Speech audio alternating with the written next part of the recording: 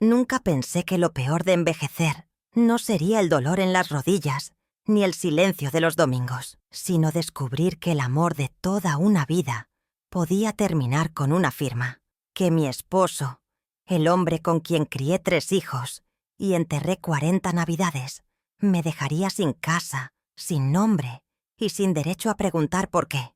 El día que leyeron su testamento, no lloré, no grité, solo apreté el rosario que siempre guardaba en el bolsillo del delantal. Mis hijos no dijeron nada. Mi nuera sonrió. Y yo me fui, sin escándalo, sin llanto, con 3 cajas, una maleta vieja y una dignidad que nadie pudo quitarme. Esta es la historia de cómo me arrebataron todo y de cómo, puntada a puntada, me lo bordé de nuevo. Nunca imaginé que el día más triste de mi vida no sería cuando murió mi esposo, sino el día en que su testamento fue leído frente a todos, como si mi alma no importara. A veces me cuesta entender cómo el amor de toda una vida puede terminar con un papel frío y una firma que lo destruye todo. Ese día, rodeada de mis hijos, mi nuera y un notario que apenas podía mirarme a los ojos, sentí que me arrancaban algo más que una casa o unas cuentas. Me arrancaban la dignidad. Mi nombre es Rosa Elvira y tengo 71 años. Viví 48 de ellos al lado de Samuel, mi esposo, mi compañero, el padre de mis hijos y la razón por la que aguanté tantas cosas sin hablar. Nos casamos jóvenes, cuando él era apenas un obrero de fábrica y yo vendía empanadas en la calle para ayudar con los gastos. Vivimos en una casita prestada por mis padres y poco a poco, con esfuerzo, logramos construir nuestro hogar, ladrillo por ladrillo, sacrificio por sacrificio. Samuel era un hombre serio, de esos que no dicen «te amo», pero lo demuestran trabajando hasta con fiebre, arreglando cosas sin que una las pida, o dejándote la parte más doradita del pollo en el plato. Yo aprendí a amar sus silencios, sus manías, su forma de mirar la televisión sin volumen. Tuvimos 3 hijos, y con ellos, 1000 preocupaciones y también muchas risas. Nuestra casa se volvió un nido de memorias, hasta que crecieron y se fueron. La que más se quedó cerca fue Verónica, mi nuera, esposa de mi hijo mayor, David. Al principio pensé que ella sería como una hija más, pero con el tiempo me di cuenta de que algo no encajaba. Siempre sonriendo, pero con esa sonrisa que esconde algo detrás. Siempre ayudando, pero preguntando antes cuánto costó todo. A Samuel, en cambio, le caía bien.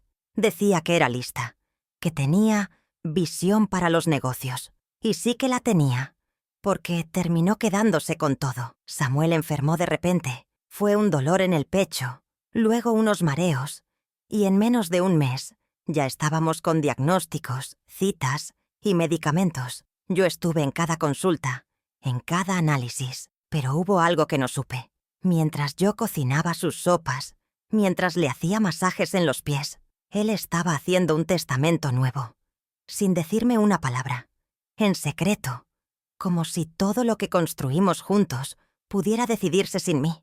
El día del velorio, no podía ni llorar. Estaba en shock. La casa se llenó de gente. Primos, vecinos, conocidos, todos decían qué buena pareja eran, cómo se querían, qué bonito hogar.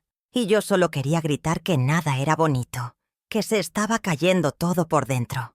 Me senté en el sillón donde él solía leer el periódico y me quedé viendo su taza de café vacía, esa que nunca permitía que nadie más lavara, porque era su taza. No sabía que esa sería la última vez que estaría en su lugar. Pasaron unos días y llegó la cita con el notario. Pensé que sería un trámite, que, como siempre, las cosas estaban a nombre de ambos, que nada cambiaría. Pero cuando ese hombre de traje gris abrió la carpeta y empezó a leer, sentí que el aire se me escapaba. Yo, Samuel Pérez, en pleno uso de mis facultades. La voz era monótona, pero cada palabra era una herida. Nombró a David, a mis otros 2 hijos, y luego a Verónica. Sí, a mi nuera, la beneficiaria principal. El notario leyó que la casa, esa donde crié a mis hijos, donde cociné 40 navidades, donde enterré mis fotos de juventud en una caja de zapatos, pasaría a nombre de Verónica. También una cuenta de ahorros y un terreno que teníamos en Guanajuato. todo a su nombre, como si yo no existiera, como si yo hubiera sido solo una invitada en mi propia vida. Recuerdo que mis manos empezaron a temblar. No dije nada. Nadie dijo nada. Solo Verónica sonrió. Esa sonrisa... David me evitaba la mirada. Mis otros hijos no sabían qué hacer. El notario terminó de leer. Cerró la carpeta y dijo: «Lo siento, doña Rosa». Eso fue lo que dejó por escrito. Me miró con una lástima seca, como si fuera una señora senil que no entendía las reglas. Pero yo entendía. Claro que entendía. Entendía que el amor no garantiza justicia, que puedes entregar tu vida entera y aún así quedarte sin nada. Ni casa, ni respeto, ni verdad. Salí de esa oficina sin decir palabra. Caminé por la calle como un fantasma, sintiendo que la ciudad era otra, que los árboles ya no tenían sombra. Compré una concha en la panadería de la esquina, la misma que visitábamos los domingos. El joven del mostrador me saludó con alegría, sin saber que yo ya no tenía hogar, que esa concha era lo único dulce en un día amargo. Me senté en una banca del parque y lloré. Lloré como no lo había hecho ni en el funeral. Me pregunté muchas veces por qué Samuel hizo eso. ¿Fue idea suya? ¿Lo convencieron? ¿Acaso pensaba que yo no lo necesitaba? ¿Que ya no contaba? Me dolía más el silencio que la traición. Si al menos hubiera dicho algo, si me hubiera explicado, gritado, peleado. Pero ni eso. Solo me dejó una sorpresa envuelta en papeles legales y miradas que no sabían dónde posar. Verónica, días después, me dijo: «No se lo tome a mal, suegra. Usted va a seguir viviendo aquí si quiere. No le vamos a echar». Como si me hiciera un favor, como si yo fuera una huésped. Me hervía la sangre. Esa casa tenía mi sudor, mis fotos, mis manos en cada pared, y ahora tenía que pedir permiso para quedarme. No dije nada, porque a veces el silencio es más fuerte que cualquier grito. Comencé a guardar mis cosas, cada blusa, cada pañuelo, cada receta escrita en papel mantequilla. No podía quedarme donde ya no me sentía dueña, donde todo olía a mentira. Una mañana, mientras metía en una caja las cartas que Samuel me escribió cuando era joven, sí, antes de que se volviera ese hombre seco y distante, sentí que algo en mí se rompía, un hilo invisible que nos unía, y que ahora se deshacía sin remedio. En la cocina me despedí de las cazuelas, en la sala del sillón donde me dormía a veces viendo telenovelas, en el patio del limonero que plantamos cuando nació David. Cada rincón tenía mi historia, y sin embargo, ahora era una extraña entre esas paredes, una visitante con fecha de salida. La casa se quedaba, pero mi alma, esa ya no vivía allí. Esa noche me fui a dormir por última vez en la habitación que compartí con Samuel. No pude pegar un ojo. Miraba el techo y me preguntaba: ¿cómo llegamos a esto? ¿En qué momento me convertí en invisible? Afuera, los perros ladraban como si presintieran mi tristeza, y yo solo quería que amaneciera, para irme, para empezar de nuevo. Aunque no supiera a dónde, la madrugada me encontró empacando, y con cada objeto que guardaba, también metía pedacitos de mi corazón. Un corazón cansado, pero no vencido. Un corazón que, a pesar de todo, todavía tenía fuerza para resistir. Porque si algo aprendí ese día, es que cuando te arrebatan lo que amas, también te dan una oportunidad, la de reconstruirte desde lo que queda. Me fui sin hacer ruido. Ni una nota, ni una despedida. Solo dejé las llaves en la repisa donde antes ponía las flores frescas cada lunes. Me llevé 3 cajas, una maleta vieja y mi dignidad herida. Nadie me detuvo. Nadie preguntó a dónde iba. Ni siquiera David. Y eso, más que el testamento, fue lo que terminó de romperme el alma. Porque uno espera poco de los extraños, pero nunca de los hijos. Tomé un taxi al centro.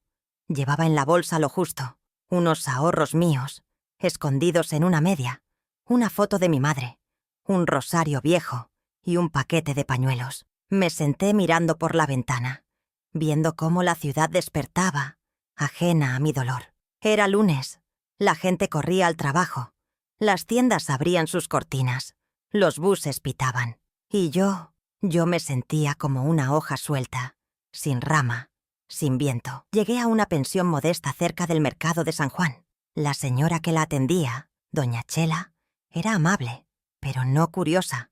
Me dio una habitación con cama dura, cobija áspera y un espejo rajado. Pero tenía algo que necesitaba más que todo. Silencio. Ahí, en esas paredes descascaradas, comencé a llorar de verdad. Sin testigos, sin juzgamientos, solo yo y mi soledad, abrazadas en un duelo que no terminaba. Las primeras noches fueron las peores. Me despertaba creyendo que aún estaba en mi casa. Estiraba la mano buscando a Samuel. Me levantaba pensando en qué hacer de desayuno. Luego recordaba todo y el estómago se me cerraba. Comía poco. Me dolía el pecho. Caminaba por los pasillos como alma en pena. Algunos huéspedes me saludaban con respeto, pero nadie se atrevía a preguntarme nada. Y eso lo agradecía. Una tarde bajé al mercado. Necesitaba sentir algo vivo. Algo que no fueran recuerdos. El olor a frutas, los gritos de los vendedores, las tortillas recién hechas. Todo me llevó por un momento a mi juventud. Compré un pan dulce, como los que hacía mi abuela. Me senté en una banca, lo partí con las manos y por primera vez desde que me fui, probé un bocado sin llorar. Fue pequeño, pero fue un inicio. Empecé a caminar más, a veces sin rumbo. Observaba a las personas, las parejas, los niños. Pensaba en mis nietos, en cómo crecieron sin saber de verdad La quién abuela era yo. que siempre cocina, decían. Pero nadie preguntó nunca qué soñaba, qué deseaba, qué temía. Como si después de cierta edad, una mujer dejara de tener alma propia. Como si solo sirviéramos para dar, nunca para recibir. Un día pasé por una iglesia. No soy muy devota, pero entré. Estaba vacía, solo un par de veladoras prendidas. Me senté en la última banca y cerré los ojos. No recé, solo hablé con quien quisiera escuchar. No quiero que me devuelvan nada, solo quiero entender, saber cómo seguir. Sentí una paz que no venía del lugar, sino de mí, como si mi propio silencio me dijera: «Aún estás viva, Rosa». Decidí hacer algo con mis días. Me acerqué a una cooperativa de mujeres bordadoras. Vi el cartel por casualidad. Buscamos manos con experiencia y corazón tranquilo. Me presenté. Les dije que bordaba desde niña, que hacía servilletas, manteles, caminos de mesa. La encargada, doña Mari, me miró a los ojos y dijo: «Aquí no pedimos pasado». Y así, Solo sin preguntas, ganas. comencé a bordar de nuevo. Las primeras puntadas me temblaban, pero con el tiempo, mis manos recobraron firmeza. En cada hilo, en cada flor, en cada diseño, sentía que recuperaba algo. No eran solo bordados, eran pedazos de mi historia convertidos en arte.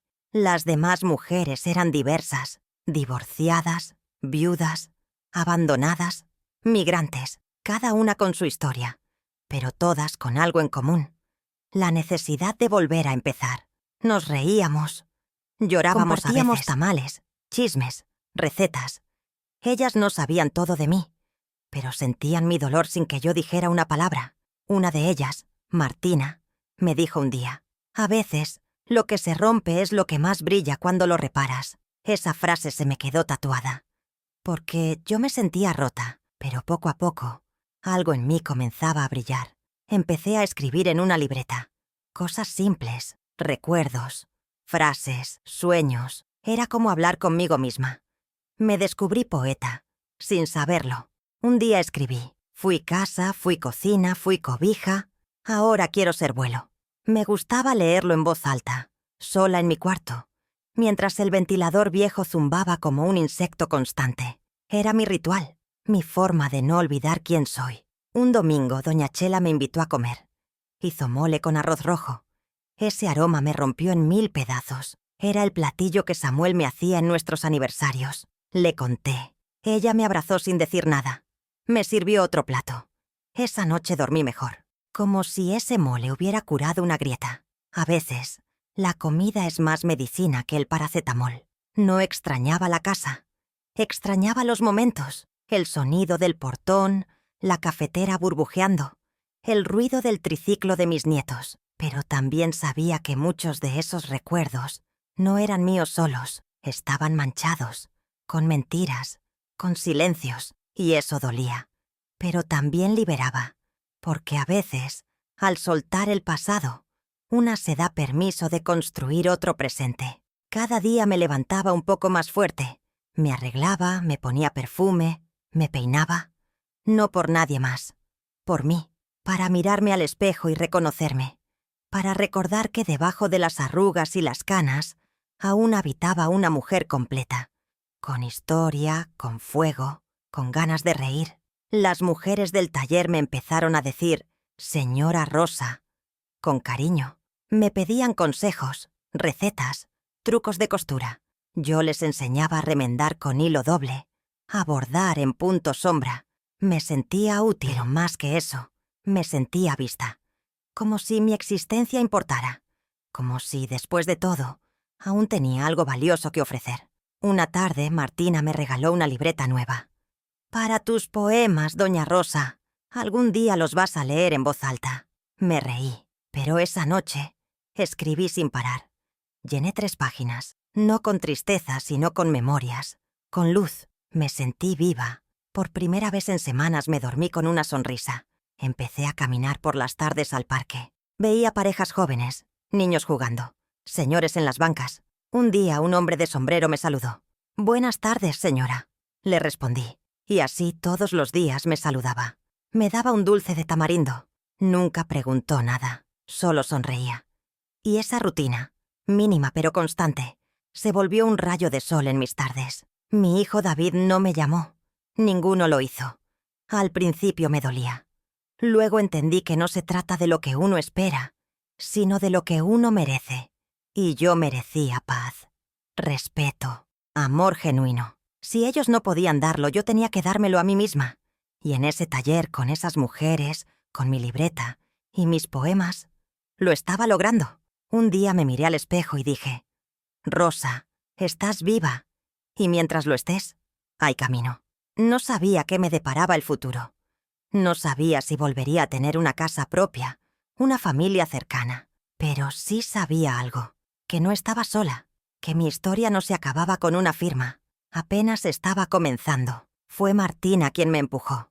Me dijo, «Doña Rosa, sus bordados no son cualquier cosa. Son historias, son arte. Usted debería venderlos». Al principio me reí. ¿Quién querría comprar manteles hechos por una vieja sin apellido conocido? Pero ella insistió. Me llevó a una feria de artesanas en Coyoacán. Me prestó una mesa pequeña y colgó mis servilletas como si fueran obras de museo. Y ahí, entre colores y gente, descubrí algo que me cambió. Aún podía ser valiosa. El primer cliente fue una muchacha con su hija. Tocó un camino de mesa bordado con flores azules y me dijo, «Se siente como el de mi abuela». Lo compró sin regatear. Me agradeció con lágrimas. Y yo sentí que mi alma se encendía otra vez. Cada venta era una afirmación. Tú vales, Rosa. Tus manos cuentan historias. Tus silencios también son parte del bordado. Poco a poco, me hice conocida en el pequeño círculo de artesanas. Me llamaban la señora que borda con el alma. Me invitaban a otras ferias. Me pedían encargos. Hice una colcha para una boda. Un mantel para una quinceañera, una serie de pañuelos con versos. Escribir mis poemas y bordarlos se volvió mi sello, mi sanación. Cada hilo era una herida cerrada, cada punto, una palabra que no pude decir antes. Con los primeros ingresos pagué deudas, compré telas nuevas y hasta pude regalarle a doña Chela un mantel para su comedor. Ella me abrazó y dijo, «Se ve que lo hizo con cariño». Y sí, porque ahora todo lo que hacía tenía cariño. Había dejado atrás la tristeza en cada puntada. Ya no bordaba desde el dolor, sino desde la fuerza que ese dolor me dio. Y eso se notaba. Empecé a dar talleres en el mismo centro comunitario donde bordábamos. Las chicas jóvenes me decían, «Profe Rosa». Me hacían preguntas, me tomaban fotos, subían mis frases a internet. Una escribió, «Ella me enseñó a bordar y también a resistir». Lloré al leerlo, porque por primera vez sentí que no solo vivía, sino que dejaba huella. Y eso era más de lo que había tenido en años. Una tarde de sábado, estaba organizando mis hilos cuando escuché que tocaban la puerta. No era común. Todos en la pensión sabían que yo casi no recibía visitas. Abrí y vi a un cartero joven, nervioso. «¿Doña Rosa Elvira?». Asentí. Me extendió un sobre beige, sin remitente. Me pidieron que se lo entregara en mano. Lo tomé con el corazón latiendo rápido. Lo cerré con cuidado. El papel temblaba en mis dedos. Subí a mi cuarto. Me senté en la cama y abrí el sobre. Adentro, una carta, con letra conocida, demasiado conocida. Era de David, mi hijo. No sabía qué esperar. Durante meses no supe nada de él, ni una llamada, ni un mensaje, nada. Pero ahí estaba su letra, igualita a la que usaba en la primaria. Empecé a leer, con los ojos nublados. Mamá, no sé cómo empezar esta carta sin llorar. Te fallé. Te fallamos todos. No hay excusa. Solo hay vergüenza y mucho dolor. La casa Desde ya que no te es hogar. fuiste, todo cambió. Verónica ya no es la misma. Yo tampoco. He leído tu ausencia en cada rincón. He sentido tu falta en cada comida. Te busco en los pasillos y no estás. Perdón, mamá. Por no defenderte. Por callar. Por dejarte ir. Cada palabra era un cuchillo. Pero también una caricia. Porque por fin alguien reconocía mi dolor. Seguía leyendo. Quisiera verte. No sé si me vas a perdonar. No sé si me vas a leer. Pero quiero que sepas que aún te amo. Que sigo siendo tu hijo. Que me haces falta. Al final, un número de teléfono. Una dirección. Y una frase que me rompió. Aquí siempre habrá café si decides volver. La carta me dejó en shock. No supe qué sentir. Rabia, sí. Pero también alivio. No esperaba justicia, pero sí una señal. Y esa carta lo era. Llamé a Martina. Le conté. Me dijo, no tienes que decidir ahora. Solo respira. Tu corazón te va a guiar. Esa noche no dormí. Leí la carta 1000 veces. Pensé en mi hijo niño, en sus abrazos, en sus dibujos. Y luego pensé en el adulto que se quedó callado mientras me arrebataban todo. Pasaron días. No respondí. No llamé. No sabía si quería abrir esa puerta. Pero la carta ya había abierto otra. La del recuerdo. Me encontré mirando fotos viejas. David con su uniforme escolar. David y yo haciendo galletas. David llorando con fiebre, aferrado a mi pecho. ¿Dónde se había perdido ese niño? ¿Dónde se había escondido mi hijo? En el taller me notaban distraída. Bordaba con menos ritmo. Mis pensamientos iban y venían. Martina me abrazó y dijo, cuando el pasado regresa, no es para que lo repitas, es para que lo sanes. Y yo quería sanar, pero también temía, porque cuando una ha sido herida por los que ama, cuesta volver a confiar, cuesta mirar a los ojos sin ver la traición. Escribí una carta de respuesta. No la envié, pero la escribí. David, te amo. Te he amado siempre. Pero amar no significa olvidar sin más. Necesito tiempo. Si algún día quieres encontrarme, búscame en el taller. Ahí estoy bordando los pedazos que me dejaste. La guardé en mi libreta. Tal vez la entregaría un día, o tal vez no, pero escribirla me liberó. Un domingo volví a la iglesia. Me senté en la misma banca del fondo. No recé, solo cerré los ojos. Y en ese silencio sentí algo parecido a la paz. No era perdón todavía, pero era aceptación de lo que fui, de lo que me dolió, de lo que todavía podía ser. Porque incluso con el corazón roto, uno puede encontrar música en los pedazos. En el mercado, una señora me reconoció. Usted es la que borda poemas, ¿verdad? Asentí. Me dijo que su hija le regaló uno de mis pañuelos, con la frase, no me olvides dónde me perdiste. Se le llenaron los ojos de agua. Me abrazó, y yo sentí que ya no necesitaba que mi familia me viera, porque ya había quien sí lo hacía. Los días siguieron. El sol salía, el café burbujeaba, las agujas seguían danzando entre mis dedos, y aunque el pasado golpeara de vez en cuando, ya no dictaba mis pasos, yo bordaba mi camino, punto por punto, con manos firmes, con alma nueva, con esperanza que, aunque frágil, no se apagaba. Pasaron varias semanas desde que recibí la carta de David. La había leído tantas veces que ya me la sabía de memoria. Pero no fue hasta una mañana fría de octubre, cuando la neblina cubría el parque y el café sabía más amargo de lo usual, que decidí llamarlo. Marqué el número con los dedos temblorosos. Al segundo timbre, respondió. ¿Mamá? Su voz se quebró al decirlo. No dije nada por un momento. Solo respiré. Y luego, con voz suave, dije: «Quiero verte». Quedamos de encontrarnos en un café discreto en el centro, lejos de miradas conocidas. Llegué temprano. Llevaba mi blusa blanca bordada, la que siempre me hacía sentir fuerte. Me senté en la mesa más alejada y pedí un café con leche. Cuando David entró, lo reconocí de inmediato, aunque parecía más viejo. O tal vez era yo la que lo veía con otros ojos. Tenía el rostro cansado, los hombros caídos. Se acercó con paso lento. Nos miramos por largos segundos. No sabía si abrazarlo, si llorar, si gritarle todo lo que me dolía. Él rompió el silencio. «Estás hermosa, mamá». Esa frase tan simple me hizo temblar. No por el halago, sino por el recuerdo de tantos años en los que no me lo dijo. Me senté. Él también. Y así, frente a frente, madre e hijo separados por el tiempo y la traición, empezamos a hablar. David lloró. Me pidió perdón una y otra vez. Dijo que fue cobarde, que no supo cómo enfrentar a Verónica, que se sintió atrapado, que el testamento fue idea de ella y que Samuel, ya enfermo y débil, firmó sin saber del todo lo que hacía. Me costaba creerlo, pero algo en sus ojos, algo me decía que había verdad en su culpa. Le pregunté por qué no me defendió, porque me dio miedo perderla a ella también. Esa frase me dolió más que el testamento. Le dije que el miedo nunca es excusa para dejar que pisoteen a una madre, que yo lo crié para ser hombre, no sombra, que si él no tuvo fuerza para alzar la voz, entonces no merecía llamarse hijo.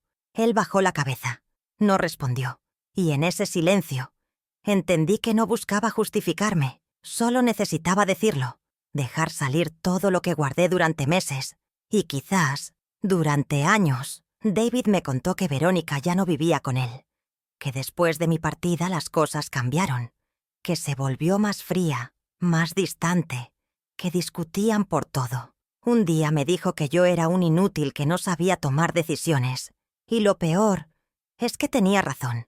Me dijo que ella manejaba todo, cuentas, propiedades, hasta sus amistades, que él fue dejando de ser él mismo. Me sentí triste, no por ella, sino por él, porque entendí que no solo yo fui víctima, que también mi hijo de algún modo fue envuelto en esa red de manipulación, que también perdió, aunque lo hizo en silencio. Me pidió que lo perdonara, que intentáramos reconstruir algo, aunque fuera poco, aunque fuera con cicatrices. Yo no te pido que regreses, mamá, solo que no me borres. Lloré, porque yo también lo necesitaba. No lo decía, pero extrañaba su risa, sus bromas, su forma de decir ma cuando quería algo. Le dije que no podía olvidar, pero que tal vez, con el tiempo podría perdonar. No porque él lo mereciera, sino porque yo lo necesitaba, porque seguir cargando tanto dolor me estaba dejando sin aire. Nos abrazamos. Fue un abrazo torpe, lleno de lágrimas, pero fue sincero. Me sentí frágil entre sus brazos, como cuando era pequeño, y me pedía que le cantara para dormir. Le dije que no volvería a la casa, que ese lugar ya no era mío, que ahora mi hogar estaba en mis hilos, en mis versos, en la gente que me miraba sin juzgar, y que si él quería formar parte de eso, tendría que ganarse su lugar. Días después, David fue al taller. Me llevó un ramo de alelíes, mis flores favoritas. Las mujeres lo miraron con recelo, pero yo le sonreí. Le mostré mis bordados, mis poemas, mis logros. Le mostré a la nueva rosa. Y él por primera vez me dijo con los ojos llenos: «Estoy orgulloso de ti, mamá». Esa frase valía más que cualquier herencia. Un día me propuso algo. «Mamá, ¿y si hacemos una exposición con tus bordados y poemas? Podríamos reunir a mujeres como tú, darles voz». La idea me pareció loca al principio, pero algo en mí se encendió. ¿Por qué no? Teníamos las piezas, teníamos la historia, y yo tenía algo que nunca antes, una causa más grande que mi dolor. Comenzamos a planear. Hablamos con el Centro Cultural. Martina y las demás bordadoras se entusiasmaron. Cada una aportó una pieza. Escribimos textos, diseñamos volantes. La exposición se llamó Puntadas del Alma. Fue un evento pequeño, pero lleno de magia. Las personas leían nuestros bordados y lloraban. Nos abrazaban. Nos daban gracias por contar lo que tantas callaban. Verónica se enteró. Mandó un mensaje a David. Frío, cortante. Parece que tu madre por fin encontró algo que hacer con su vida. No me dolió. Me dio lástima. Porque hay gente que, aún rodeada de lujos, vive vacía. Y yo, con mis telas y mis versos, me sentía más rica que nunca. Después del evento, David me invitó a cenar.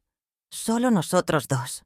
Cocinó arroz con plátano macho, como el que yo le hacía de niño. Comimos en silencio al principio.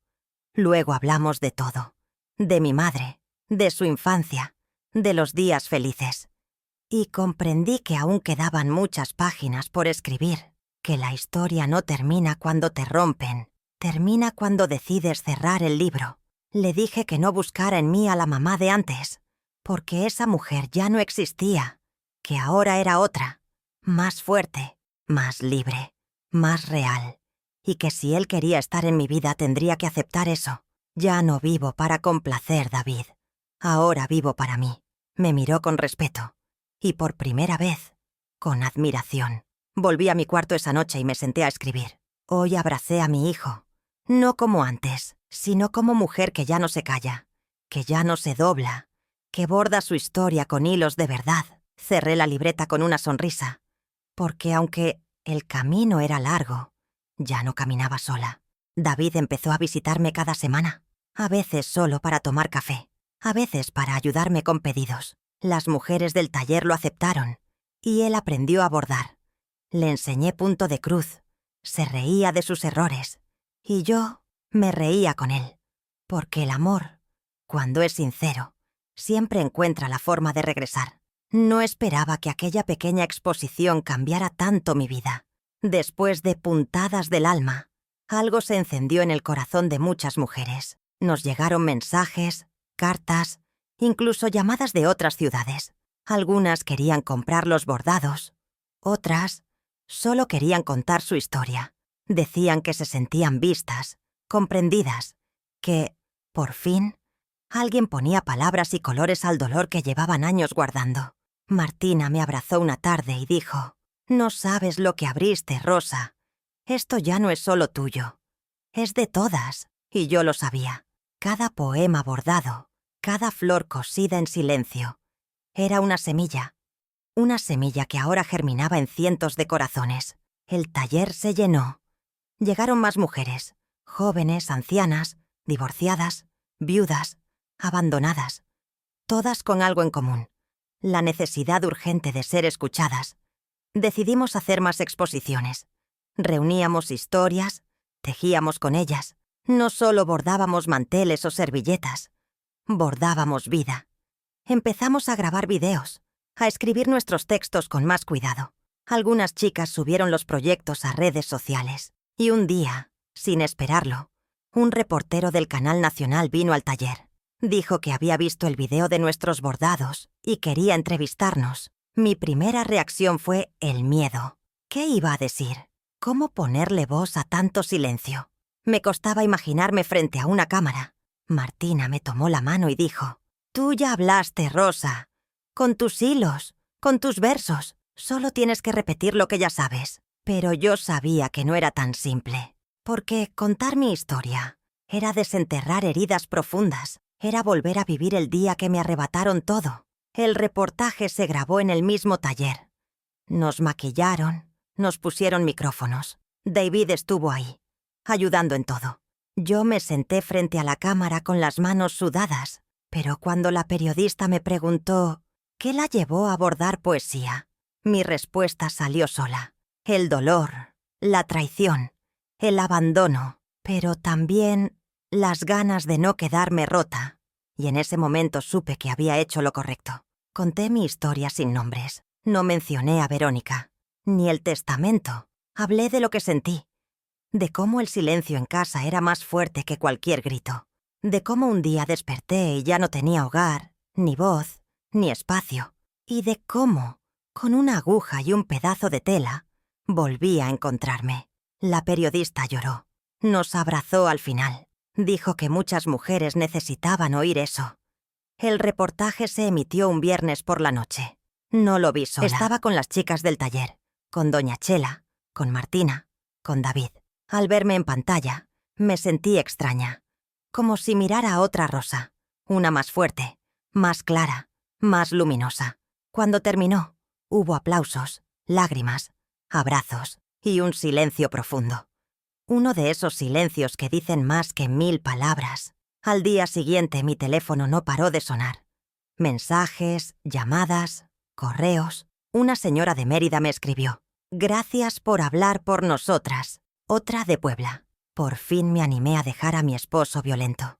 Una joven de Monterrey: «Mi abuela me crió y hoy le regalé uno de sus pañuelos». Cada palabra era un bálsamo. Sentía que mi historia, por fin, servía para algo más que llorar. Un día recibí una llamada inesperada. Era del Canal Nacional.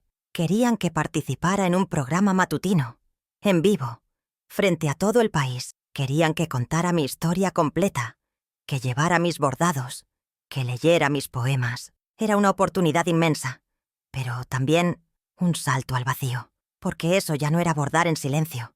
Era exponerme, abrirme, mostrar todas mis cicatrices al mundo. David me animó, Martina también, pero yo dudaba. ¿Y si me juzgaban? ¿Y si Verónica veía el programa? ¿Y si mi historia, en vez de sanar, se volvía espectáculo? Me senté en mi cama y lloré, porque no era vanidad. Era miedo. Miedo de volver a ser señalada, ignorada, pisoteada.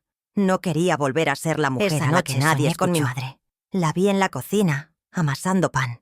Me sonreía, me decía: «Habla, Rosa, habla por todas nosotras». Desperté con el corazón agitado. Tomé mi libreta.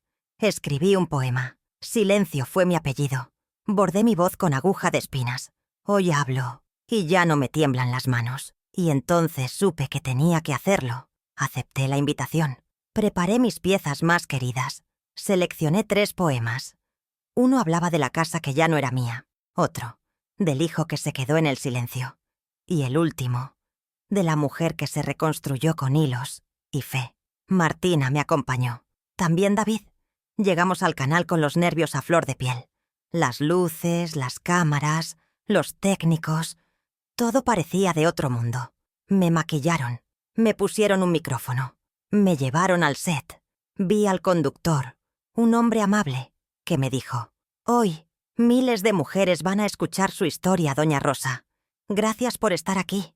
Me temblaban las piernas, pero cuando la luz roja se encendió, algo dentro de mí se calmó, como si mi alma supiera que era el momento justo, el lugar justo. Conté mi historia, leí mis poemas, mostré mis bordados. Hablé de la herida, sí, pero también del hilo con que la cosí. El conductor lloró, me tomó la mano, el público aplaudió de pie, y yo sentí algo que nunca antes había sentido: libertad, porque hablar, cuando viene del alma, libera, porque compartir, cuando nace del dolor sanado, cuando salimos del canal, el aire olía distinto, como si el mundo me mirara con otros ojos, como si, por fin, la vida me dijera: «Ya no te escondas, Rosa». Caminé por la calle como una mujer nueva, sin miedo, sin vergüenza, con las manos llenas de historias y el corazón dispuesto a seguir bordando lo que quedaba. Después de la entrevista en televisión, mi vida cambió más de lo que imaginaba. No podía caminar por el mercado sin que alguien me detuviera para darme las gracias. Mujeres de todas las edades me abrazaban, me contaban sus historias, me entregaban cartas, dibujos, bordados. Algunas me llamaban Mamá Rosa, otras Abuela del Alma. Y aunque mi nombre era Rosa Elvira, ya todas me conocían simplemente como Rosa, la que bordó su dolor y lo convirtió en voz. Las redes sociales se llenaron de mensajes. Mis poemas se compartían. Las fotos de mis bordados aparecían en revistas, blogs, hasta en exposiciones de arte. Nunca imaginé que, a mis 71 años, estaría en boca de tantos. Y aunque a veces me asustaba tanta atención, había algo en mí que se sentía en casa. Porque, por primera vez, el mundo me miraba no como una anciana, sino como una mujer con historia. David me acompañaba a todos lados. Se volvió mi apoyo, mi escudo, mi asistente. Me protegía de los excesos, me recordaba tomar agua, me sostenía del brazo cuando había demasiada gente. «Eres famosa, mamá», me decía riendo. Yo solo sonreía, porque no era fama lo que buscaba. Era justicia emocional, reivindicación, y eso, al fin, comenzaba a florecer. Pero como toda luz que crece, también llegó la sombra. Una tarde, mientras bordaba en silencio, recibí una llamada de un número desconocido. Contesté. Era Verónica. Su voz, como siempre, era firme, demasiado firme. «Buenas tardes, suegra. Veo que anda muy activa en los medios». Su tono no era cordial. Era ácido. Solo quería advertirle que si sigue hablando de mí, aunque no diga mi nombre, yo también puedo contar mi versión. Mi cuerpo se tensó. Sentí un frío en la espalda. No respondí. Ella continuó. «No crea que por bordar unas servilletas ya es santa. Usted también tiene historia. Usted también cometió errores». Y colgó. Me quedé con el teléfono en la mano, el corazón latiendo como tambor. Esa mujer, incluso a la distancia, aún sabía cómo herirme, cómo sembrar duda, cómo enturbiar mi paz. Llamé a David. Le conté. Se enojó. ¿Qué quiere ahora esa mujer? Arruinar lo poco que hemos reconstruido. Me abrazó fuerte. Me dijo que no me preocupara. Pero yo sí me preocupé, porque sabía que Verónica no hablaba en vano, que si había llamado era porque ya estaba moviendo hilos, y yo no quería entrar en guerra. No después de todo lo que había costado sanar. Esa noche no dormí. Me quedé mirando el techo, recordando cosas que creía haber enterrado, peleas antiguas, frases duras, momentos en los que tal vez sí fallé como madre, como suegra, como mujer, porque nadie es perfecta, porque en toda historia hay partes grises, y Verónica, por más que doliera, tenía derecho a sentirse herida también. Al día siguiente, Martina me encontró pensativa. Me preguntó qué pasaba. Le conté. Ella me miró y dijo, «No tienes que temerle a tu verdad, ni a la de otros. Si has sanado de verdad, Rosa, entonces ninguna versión puede destruirte». Esa frase me quedó dando vueltas.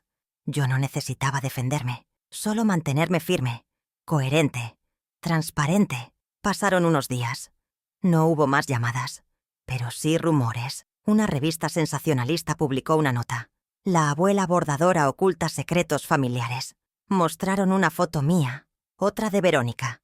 Hablaron de conflictos domésticos, de testamentos discutidos, todo sin pruebas, pero con mucho veneno. Me dolió, no por mí, sino por las mujeres que confiaban en mi historia. Tuve que hablar. Llamé a una rueda de prensa. Me senté frente a los medios, esta vez sin maquillaje, sin adornos. Solo yo. Dije con voz firme. Sí, fui desheredada.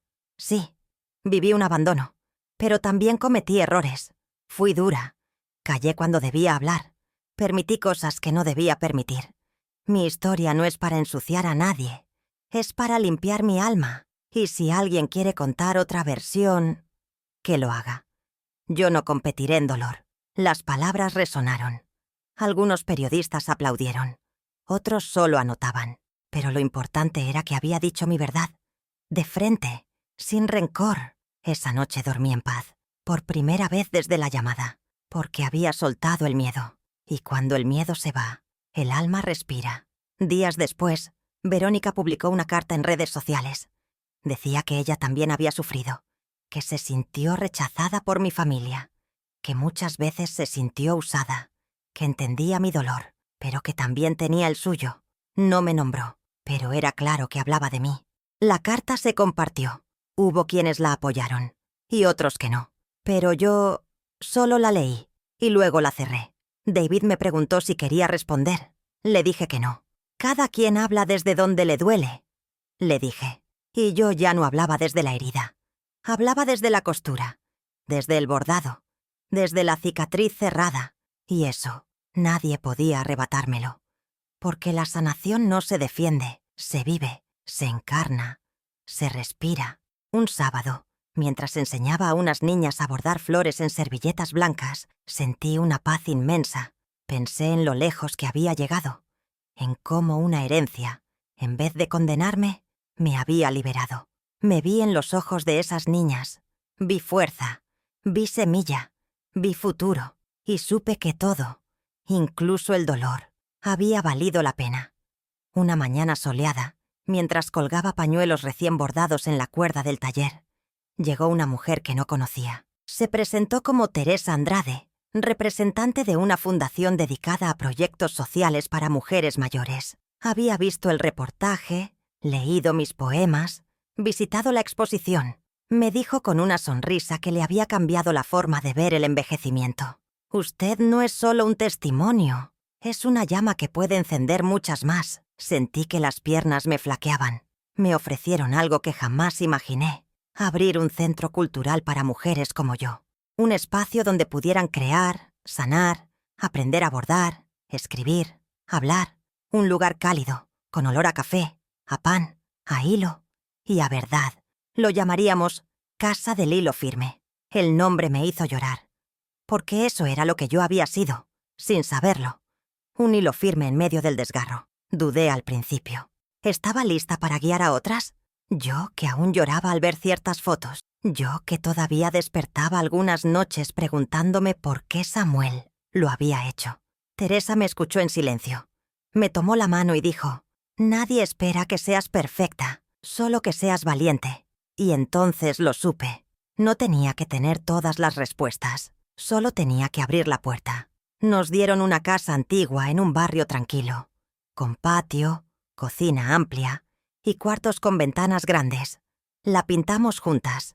Cada mujer trajo algo: sillas, cortinas, flores, tazas. Yo llevé mis primeros bordados, los que hice en la pensión, cuando aún no sabía que esa tristeza era semilla. David colgó las fotos, Martina organizó los materiales, y cuando encendimos la luz por primera vez, sentí que una nueva vida empezaba. El primer taller fue emocionante. Vinieron 12 mujeres, todas con historias distintas, pero con el mismo silencio pegado al pecho. Algunas lloraban al tocar la tela, otras temblaban al enhebrar la aguja. Yo las miraba y veía mis propias manos, meses atrás. Les conté mi historia. Les dije: no venimos a enseñar perfección. Venimos a recordarnos que seguimos vivas. Empezamos a reunirnos cada martes y jueves. Hacíamos café, poníamos música suave, bordábamos en círculo. Cada quien hablaba cuando quería. Algunas solo venían a mirar, a estar, a respirar, y eso ya era suficiente. Con el tiempo, el grupo creció. Llegaron mujeres de otras ciudades, otras vidas. Una de ellas, Olivia, había dormido en la calle tras ser expulsada por sus hijos. Otra, Tomasa, venía huyendo de un matrimonio de gritos. Todas cabían en ese espacio. Nadie preguntaba demasiado. Solo nos mirábamos con respeto, con empatía. Era como un nuevo tipo de familia. Una donde no había competencia, ni traición, ni juicio. Solo hilos que se entrelazaban desde la ternura, desde la dignidad recuperada, desde la valentía de no quedarse calladas. Una tarde, después de una jornada intensa, me senté sola en el patio. El sol se filtraba entre las hojas del árbol de durazno que habíamos plantado al inaugurar. Cerré los ojos y respiré hondo. Pensé en Samuel, en si alguna vez imaginó que su decisión final me empujaría tan lejos, no como castigo, sino como catalizador. No había odio en mi corazón, solo preguntas sin respuesta. Pero ya no dolían igual. David me visitaba seguido, ya no como hijo arrepentido, sino como aliado. Me ayudaba con la contabilidad, con las redes sociales. Me proponía ideas nuevas. Me decía que estaba orgulloso. A veces se quedaba hasta tarde, lavaba platos, recogía sillas, y yo lo miraba con ternura, sintiendo que, de algún modo, la vida me lo había devuelto más humano, más real. Una noche, mientras recogíamos todo, me dijo: «Mamá, ¿alguna vez pensaste en escribir tu historia completa?» Me quedé pensativa. «¿Un libro?», pregunté. Él asintió. «Podría ayudar a muchas. Y a ti también». Esa noche, abrí mi libreta y comencé a escribir desde el principio. Desde el olor del pan en casa de mi madre. Desde los ojos de Samuel, la primera vez que me besó. Desde mis hijos recién nacidos, hasta la noche en que dormí en una pensión por primera vez. Escribir fue como volver a nacer, como recorrer mi vida con otra mirada, no para acusar, no para juzgar, sino para entender, para honrar, para dejar algo que no fuera solo dolor, sino luz. Y en cada palabra escrita sentía que cerraba una herida más, que mi voz, al fin, tenía eco, no solo en mí, sino en todas las que alguna vez fueron calladas. El centro cultural se volvió un refugio. Venían voluntarias, psicólogas, terapeutas. Una joven abogada ofrecía asesoría legal a mujeres abandonadas. Había talleres de cocina, de escritura, de teatro, y en cada esquina, mis bordados colgaban como testigos silenciosos de que sí se puede empezar de nuevo, que sí hay vida después del despojo. Recibimos premios, reconocimientos, invitaciones a congresos, pero nada me conmovía más que las cartas como la de Pilar, de 76 años, que decía: «Gracias por recordarme que aún puedo volver a tener voz», o la de Irma: «Mi nieta me acompaña ahora a bordar, y hablamos. Por primera vez, hablamos». Esas palabras eran mi verdadera herencia. Una tarde, Olivia, la mujer que vivió en la calle, me abrazó al terminar un bordado. «Este lugar me salvó», me dijo. «Y usted también», porque yo también Lloramos sentía juntas. que me había salvado, que aquella mujer rota que salió de su casa sin nada, ahora tenía un legado, un lugar, una comunidad. Nunca imaginé que a mis más de 70 años estaría liderando un centro, dando entrevistas, escribiendo un libro, inspirando a otras. Pero entendí que la vida no termina cuando te cierran una puerta. A veces, ahí es cuando empieza de verdad, cuando ya no tienes nada que perder, cuando decides vivir sin miedo. A veces, aún me despierto con el recuerdo de aquella oficina del notario, de Verónica, de las miradas que evitaron la mía. Pero ya no me ahogo, ya no me quedo atrapada ahí, porque ahora tengo otras miradas, ojos que me buscan con esperanza, voces que me dicen: «Gracias, Rosa». Y eso es más fuerte que cualquier testamento. Fue idea de Martina. «Rosa, deberíamos llevar el taller al campo, a los pueblos donde no llega internet, pero sí hay corazones rotos».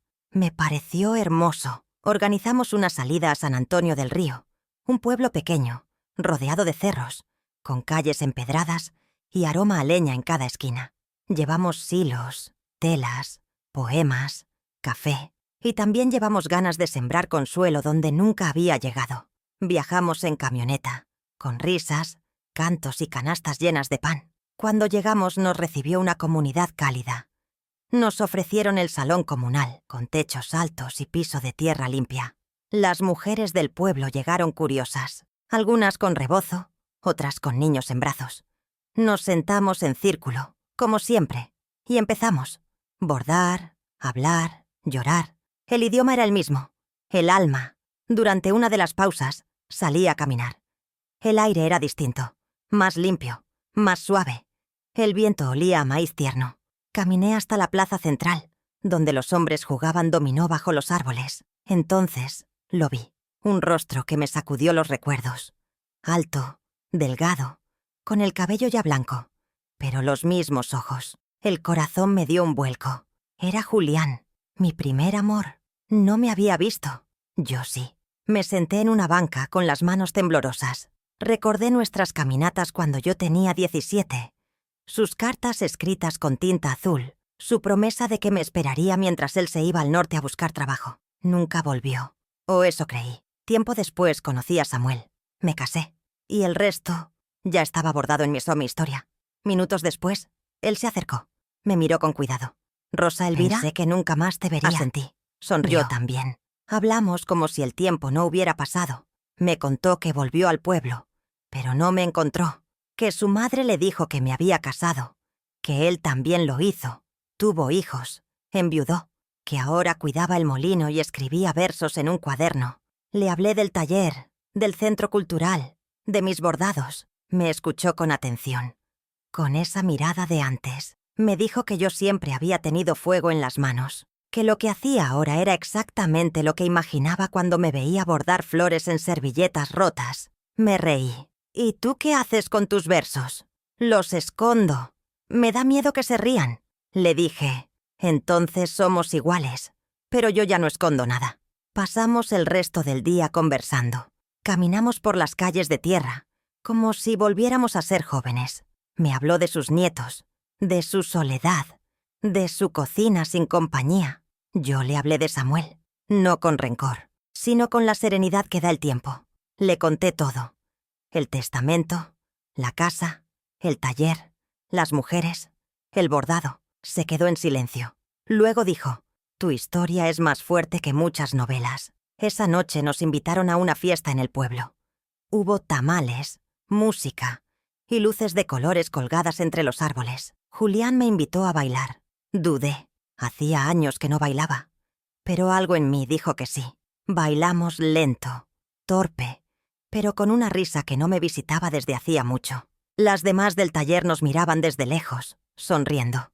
Martina me guiñó un ojo. Después del baile nos sentamos bajo una bugambilia. Hablamos de lo que pudo ser, de lo que no fue, y de lo que todavía podían hacer. Julián me tomó la mano. No dijo nada, solo apretó suave.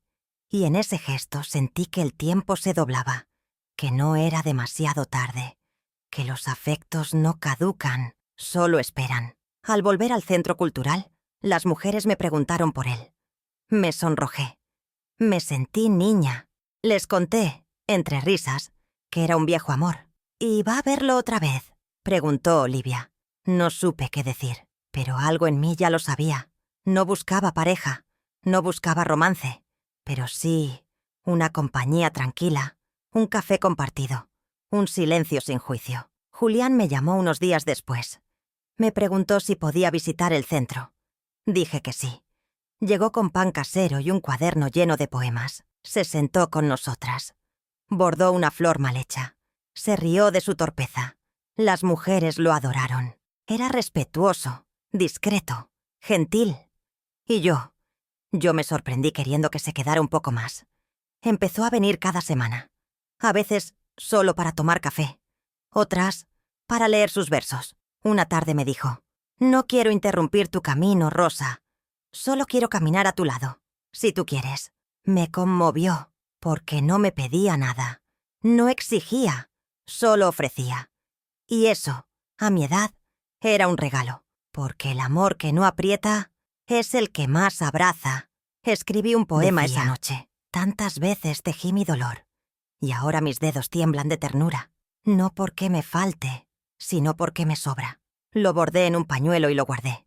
Era mi forma de decirme que sí, que aún se puede sentir. A los 70, a los 80, cuando el alma lo permite. Julián nunca me habló del pasado con reproche, solo con nostalgia, y yo lo agradecí, porque hay recuerdos que pesan y otros que suavizan. Con él, mis memorias se volvían más ligeras, menos agrias, más dulces. Empezamos a cocinar juntos, a caminar sin destino, a sentarnos en silencio mirando la calle, y eso bastaba, porque el amor, cuando no duele, es suficiente. Las mujeres del taller empezaron a bromear.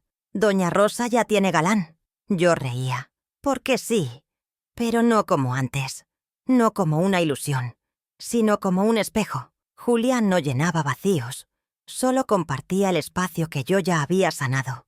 Y eso era nuevo, hermoso, real. A veces, cuando caminamos tomados del brazo, siento que todo tuvo sentido, incluso la herencia, la casa, el dolor, porque me llevaron hasta aquí, hasta esta mujer que ya no se quiebra, sino que se expande, que ya no necesita demostrar, solo ser.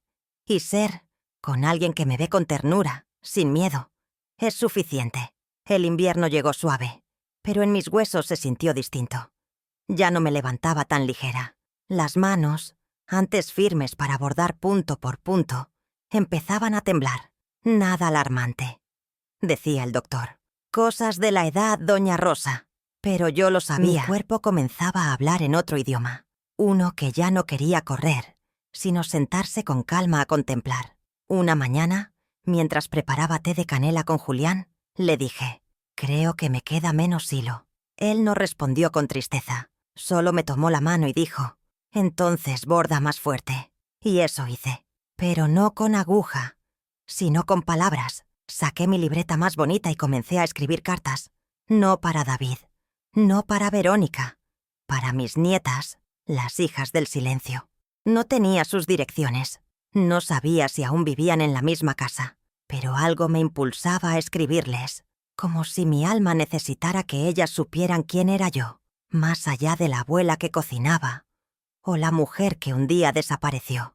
Les hablé desde el fondo de mi corazón, con ternura, con verdad, con memoria. Querida Isabela, comencé. No sé si recuerdas mis cuentos antes de dormir. Tal vez no, pero yo recuerdo tu risa. Esa risa era mi canción favorita. Le conté cómo lloré el día que me fui, cómo dolió no poder verla crecer.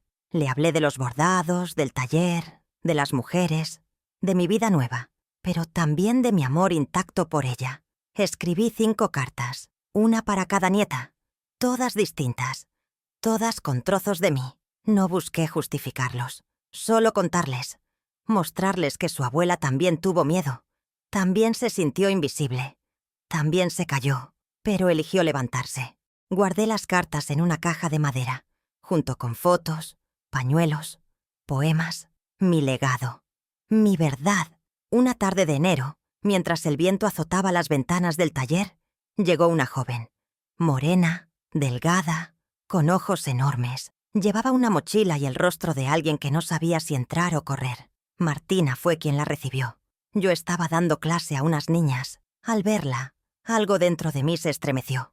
Me acerqué despacio. La miré bien. Era Isabela, mi nieta mayor. Nos quedamos en silencio. Ella lloraba. Yo también. Me dijo: «Te busqué mucho tiempo, pero no sabía si querías verme». Yo la abracé, fuerte, como si ese abrazo pudiera recuperar todos los años perdidos, como si mis manos arrugadas pudieran protegerla de todo lo que el mundo le arrebató en mi ausencia. Nos sentamos en el rincón más cálido del centro. Le serví té, le ofrecí pan. Me miraba con una mezcla de nostalgia y timidez. Me contó que se fue de casa joven, que vivió con amigas, que estudió, trabajó, se enamoró, se rompió, se recompuso. Y en todo ese tiempo, abuela, me pregunté si tú pensabas en mí. Le mostré la carta, su carta. La leyó con lágrimas. Y luego me besó la frente. Pasó varios días conmigo. Se quedó en uno de los cuartos del centro. Ayudaba a las mujeres, bordaba a su ritmo, leía mis poemas. Un día me dijo: «Ahora entiendo por qué te fuiste. Y me alegra que no hayas vuelto, porque te encontraste». Esa frase me sacudió. Porque sí, me fui rota entera. No a la casa, sino al alma. Isabela empezó a grabar videos de nuestras actividades. Abrió una cuenta nueva en internet, El Hilo de mi Abuela. Subía frases, talleres, fotos. La gente la seguía. Las historias se multiplicaban. Jóvenes pedían consejos. Hijas reconciliadas con sus madres. Nietas que volvían. Sentí que algo se tejía más allá de lo que podía ver. Una tarde me preguntó si podía leer su carta en voz alta en uno de nuestros encuentros. Acepté. Lo hizo con voz temblorosa pero firme. Las mujeres aplaudieron, lloraron, la abrazaron. Isabela ya no era solo mi nieta. Era parte del hilo, del legado, del milagro. Y yo me sentí completa. David vino a verla. El reencuentro fue emotivo. Se abrazaron, lloraron, hablaron por horas. Verónica, según me dijeron, ya no estaba en sus vidas. Se había marchado al norte, sin dejar dirección, sin una palabra.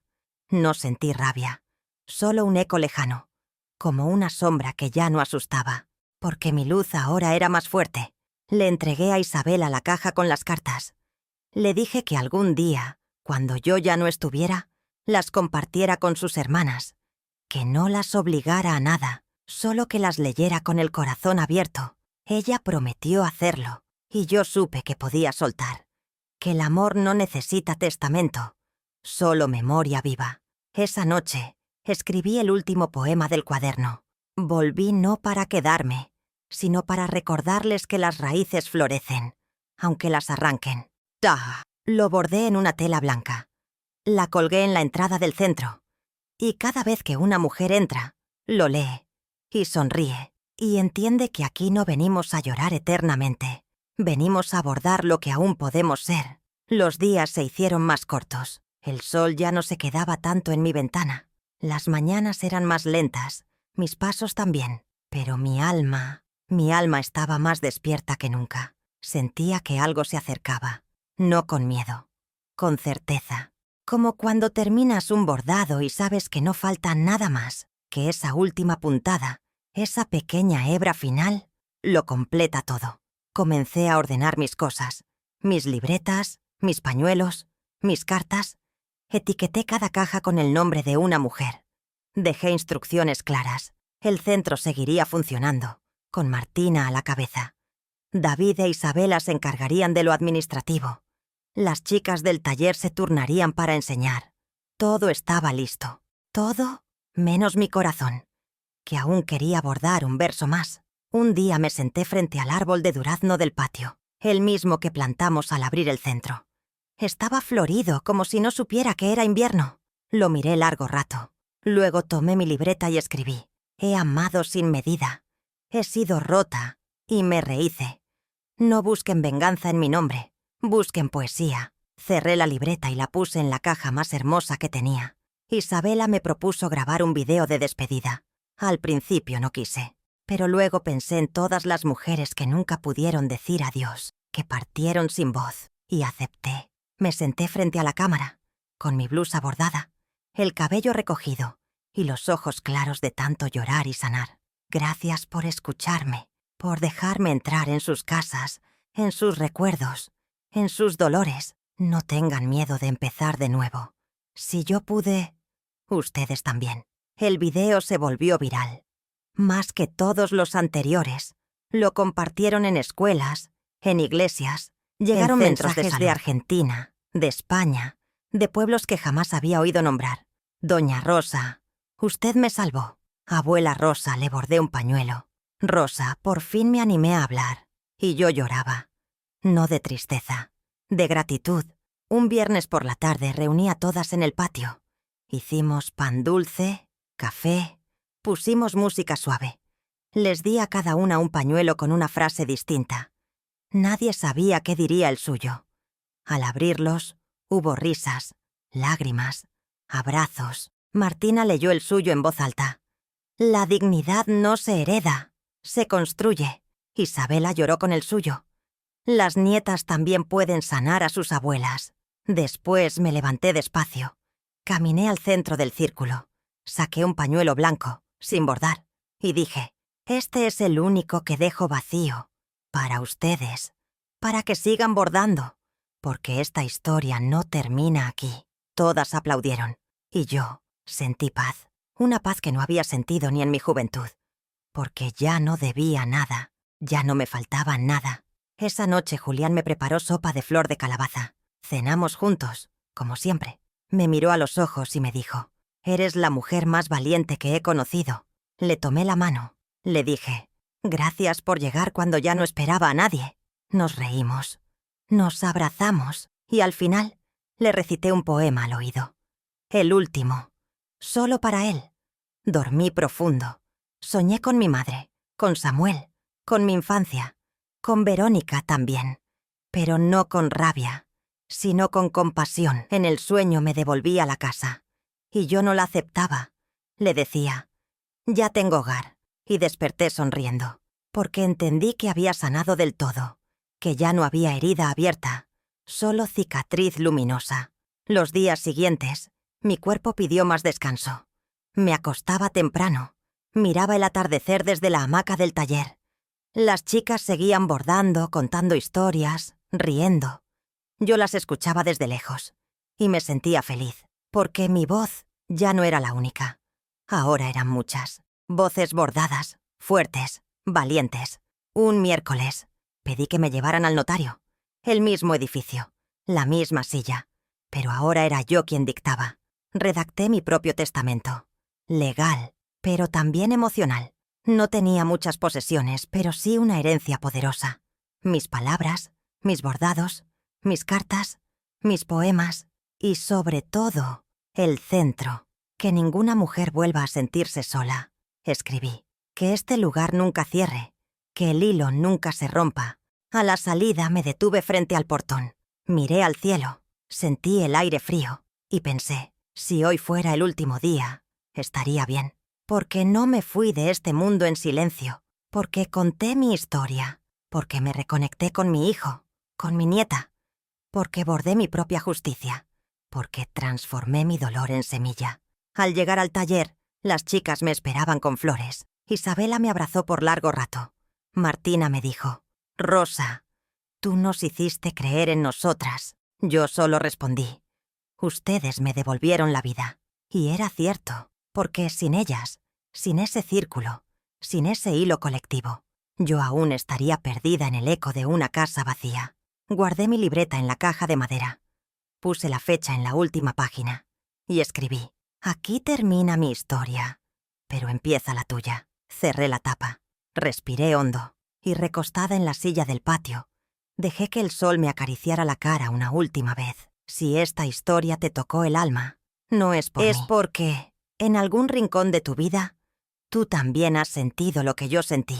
El abandono disfrazado de silencio, la traición envuelta en papeles legales, la soledad en una casa llena de gente que ya no te ve. Y si hoy estás escuchando esto, es porque aún hay hilo, aún puedes bordar tu voz. No esperes a que otros te validen. No esperes que te pidan perdón. No esperes que te devuelvan lo que es tuyo. Camina, habla, escribe, cose tus heridas con firmeza. Porque tu historia vale. Porque tu alma merece reposo, pero también vuelo. Y si algún día te preguntan qué fue de ti después del dolor, responde sin miedo: me bordé completa. Suscríbete, hermana. Aquí seguimos hilando juntas.